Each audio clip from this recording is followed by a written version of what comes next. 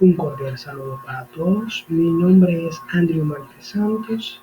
y estudio en el Instituto Superior de Formación Docente Salomé Oreña, recinto Juan Vicente Moscoso. Y el día de hoy estaré trabajando la epistemología y la axiología de los enfoques del aprendizaje y la enseñanza de la lengua. Pero antes de todo hay que entender qué es la epistemología y la axiología, siendo la epistemología el estudio del conocimiento desde su origen, su forma, adquisición y transición, como su validez, los objetivos y el alcance que puede tener dicho saber, mientras que la axiología es entendida como el estudio de la naturaleza de los valores, como lo bueno, lo agradable, lo aceptable, etc., y su influencia en una determinada ciencia. Ahora bien, las bases epistemológicas de la didáctica de la lengua están constituidas por los aportes de diversas disciplinas lingüísticas, literarias y psicopedagógicas, y de ellos se desprenden los principios metodológicos que rigen los actuales enfoques comunicativos y funcionales de la enseñanza de la lengua y los enfoques constructivos y significativos del aprendizaje. Una visión histórica de la didáctica de la lengua y literatura es una disciplina joven que nació en el siglo XX ante necesidad de dar soluciones válidas a los problemas concretos durante el proceso de enseñanza y aprendizaje lingüístico y literario. Pero hay que destacar tres momentos cruciales o importantes dentro o durante su etapa precientífica. De estos momentos, la fase antes de su reconocimiento científico se caracterizó por la búsqueda de alternativas innovadoras y motivadoras por parte de los docentes con el fin de dar respuestas a la necesidad de mejorar los procesos de aprendizaje de la lingüística. Y ya para la década de los 70, el proceso de aprendizaje se centró en los factores que inciden dentro del proceso discursivo y en el desarrollo de habilidades lingüísticas, tanto orales como escritas, para establecer los principios metodológicos para hacer la enseñanza más pragmática y funcional de la lengua. Y ya en la década de los 80-90, esta disciplina se vio la necesidad de una investigación científica sobre el proceso mismo del aprendizaje lingüístico dentro del aula y los diversos factores que intervienen en él, así como la funcionalidad de los diseños curriculares y su incidencia en el proceso y ya para finales de los 90 se reconoció su autonomía.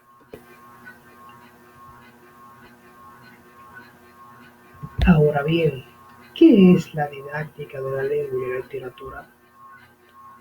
Según nos cita Prado, a Mendoza, López y a Marto en 1996,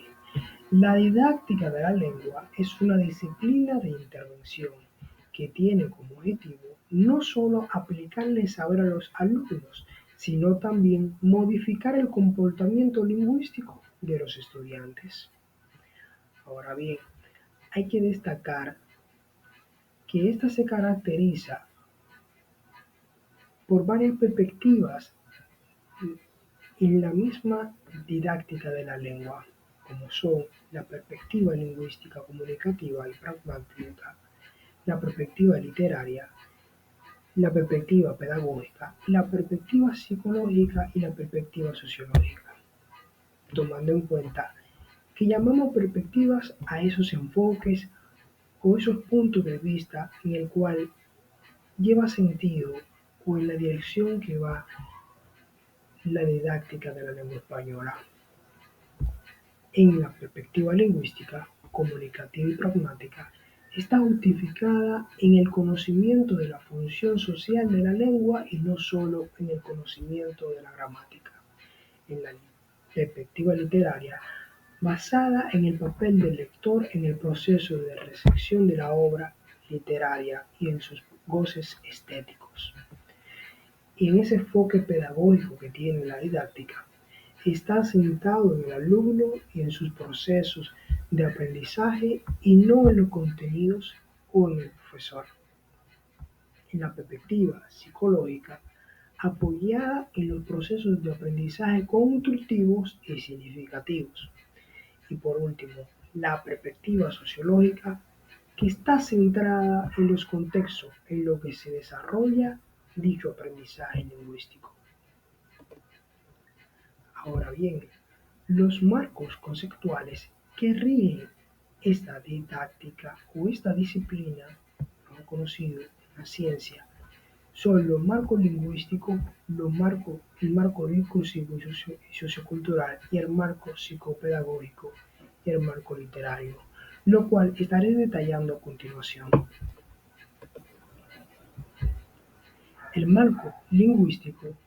es un marco que está integrado por una serie de disciplinas que se centran en el interés del uso de la lengua en el contexto social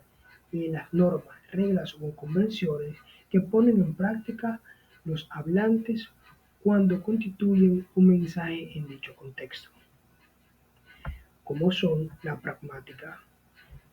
siendo una disciplina cuyo objetivo es el estudio de la lengua en su uso en su contexto de producción, es decir, que toma en consideración los factores extralingüísticos que determinan el uso del lenguaje, precisamente todos aquellos factores a los que no pueden hacer referencia un estudio puramente gramatical, como son las nociones del emisor, destinatario, intención comunicativa, contexto verbal, situación o conocimiento del mundo.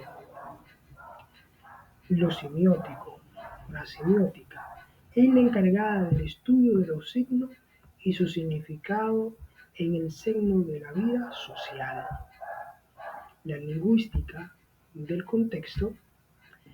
esta está encargada del estudio estructural y generativo de los textos, desde unidades supraoracionales como son los párrafos, los capítulos, etc., considerando el lenguaje como un proceso en el que el texto, organizado y planificado mediante una mecanización concreta, se convierte en la unidad de enunciado. Y el análisis discursivo está centrado en el análisis del lenguaje en su uso. Pone en manifiesto la importancia del discurso y la influencia del contexto y las circunstancias culturales en el uso del lenguaje.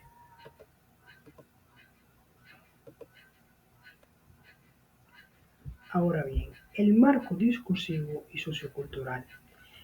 es, es- está por conjunto de disciplinas que ponen en relieve la enorme variedad de uso lingüístico que se dan en el seno de la sociedad en su estrecha relación con los contextos socioculturales en los que estos se producen, como son la sociolingüística, que atiende las condiciones sociales y contextuales en que se producen los hechos lingüísticos,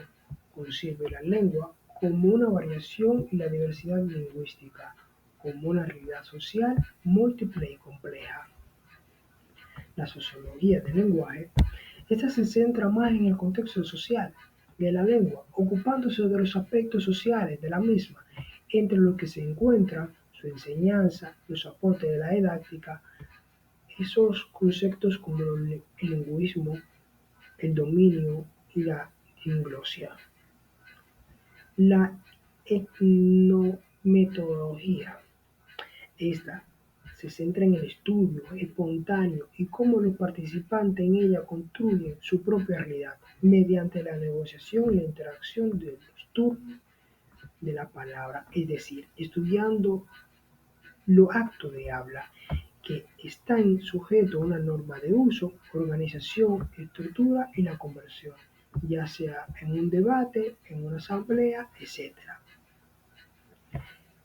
El interaccionalismo simbólico. Estas disciplinas consideran que la interacción lingüística son un acto perfectamente estructurado en el que los participantes, al iniciarlos,